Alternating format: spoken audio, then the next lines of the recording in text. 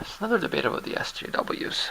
I get into them from time to time, and somewhere I seem to have picked up a reputation for being a little bit right-wing on the topic. I think it's another reflection of the binary nature of politics in the United States. If you criticize the SJWs, then you must be right-wing, as in fact, there's a very staunch criticism of the SJWs, the social justice warriors from the left, and that's my argument. I'm not in any way in solidarity with the anti-political correct crusaders on the right, the reactionaries on the right. I'm very much coming at this from the other perspective, right? And so I'm going to clarify this, and I need to point out that I have written this essay repeatedly. I don't have a reacts yet, but this is not the first time I've written this. Basically, I actually think that they aren't actually Marxists in any meaningful way. That's generally the thing that gets thrown at them. You're a bunch of Marxists. I don't think that's true at all. The philosopher they actually follow is Foucault, sort of, who may have claimed some affinity with Marx, but was in truth actually seen by most of the left as a dangerous reactionary. So, if your concept of the left is the social justice warrior movement, that's a very perverted concept of the left. It's a reactionary concept of the left. I would put myself more in the tradition of Chomsky, who famously did not get along well with Foucault, and is not going to get along well with the SJWs either. Most of the criticisms that you see of the SJWs are actually foreshadowed in the Foucault-Chomsky debate, which was itself a small manifestation of a set of bigger epistemological problems about things like the value of empiricism and the value of theory. The actual truth is that if you want to take a step back and look at it, the arguments that these reactionary right-wingers throw at the SJWs are very similar to the arguments that the real left throws at them. The real left sees them as reactionaries, as phonies, as fakers, and they'll throw the same things at them that you'll see thrown at them from the right.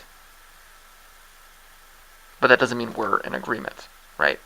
We have a lot of the same criticisms, but it's wrong to conflate us together, right? What it really suggests is that you can criticize them from the left, or you can criticize them from the right, meaning they're probably just wrong, right? I think this is the third time I brought this up. When you can come up with an argument against something from the left or from the right, it's probably just a good argument, which means that what you're arguing against is probably wrong, or what you're arguing for is probably just right, right? The way we get Foucault's ideas nowadays, and especially the way the SJWs get Foucault's ideas nowadays, are not direct, but through a synthesis with the historical progressive movement in the United States, which was always largely a socially conservative movement. Okay, they had some, positive ideas, but they were very conservative on social issues. Okay, it was a movement that brought us prohibition, for example. Their concept of feminism is most modern feminists would reject it outright, right? In fact, it spent much of its time railing against the godlessness of liberalism, and it made alliances with the right. In Canada, we have a progressive conservative party. That's not just funny words strung together. It's actually a consequence of a historical coalition between the progressive movement and the conservative movement to fight the liberals. In the United States, you had Roosevelt, for example. Roosevelt ran he ran for the Conservative Party. He was a conservative. He was a progressive conservative. And in fact, you had alliances in Britain as well, with the socialists and the Tories to fight against the liberals. Because the liberals at the time are what we call conservatives today, right? Classical liberals that were seen as, destroying government. They wanted to fight the poor laws. They didn't believe in charity or social services, right? So you had progressives and conservatives at the time. The old Tories. They believed that the state should, that this is burkean conservatism, this idea of class harmony, right? That you should have what's the word I'm looking for here? a little bit of noblesse oblige, that if you're wealthy, you should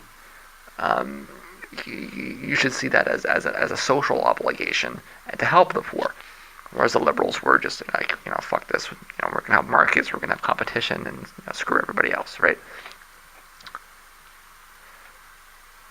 So you have to understand that there was a big conservative component in the progressive movement. That it did spend much of its time railing against the godlessness of liberalism, because it saw the whole liberal movement as a destruction of society. It did make some positive contributions, but those contributions came in the form of Christian goodwill, not in the form of any kind of legitimate left-wing ideas. It had no meaningful concept of class. It predated the socialist movement in the United States. And it really should not be thought of as that. It should be thought of as a Puritan conservative movement. I'm sorry, but that's what progressivism actually means, is conservative fundamentalist Christianity. But that was the value of synthesizing it with Foucault, right? They needed a class analysis. It's 1965, your left doesn't have a class analysis, what the fuck? Okay, so they took the newest, shiniest class analysis, which is from Foucault. And, I mean, I'm maybe being a little bit dismissive here. I'm sure that the fact that there was some overlap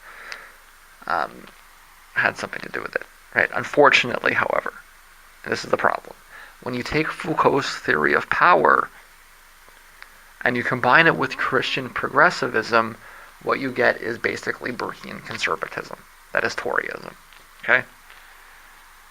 You have to remember that Foucault was writing from France, where the narrative was still very much rooted in the French Revolution and debates between Rousseau and Burke. Okay, what Foucault basically did, and this is a huge oversimplification, but I have seen essays that back me up, and I do think it's basically right, is what he did was he converted Burke's idea of proper class hierarchy into a system of control to fight against. So he realized what his arguments were against, and he constructed this system. But his system is basically Burkean conservatism. Right? But where Burke argued for class harmony, Foucault argued for class as a system of control. Foucault is somewhat of a vulgar Burkean. His worldview is very similar to Burke's. It's just that he tried to dismantle it. But what happened is when these Christian progressivists, who were basically Burkeans at heart, when they picked it up, they missed the vulgarity of it, and they largely just picked it up at face value. And so what is this movement? What are these SJWs? They're Burkean conservatives, which is something that largely didn't exist in the United States. It took Foucault to bring Burke to America. So this idea that SJWs are leftists or Marxists, it doesn't add up. It's not demonstrated by what they say, by the evidence, by the history. What they are is Puritans. They're conservatives, they're Tories, they're Burkeans. And so my criticisms of them and what they want follow from the left. They're the same arguments, same criticisms that Chomsky threw at Foucault or against Zizek. They're the same arguments that Bakunin threw at Marx, and sometimes, unfortunately, they're even the same arguments that Rousseau or Paine threw at Burke. On issue after issue, they come down on the right. This is the closest thing that we have to a grassroots movement on the left, is Burkean conservatism. USA, USA, USA. And there's a couple of links here of Chomsky taking them down to demonstrate that I'm not out to lunch on this. In my writings in the past, I've actually posted essays that make this argument and have been published. I didn't do that today. It'll come up eventually. It's in my Word document here, my 5,300 page Word document. There's those essays are there.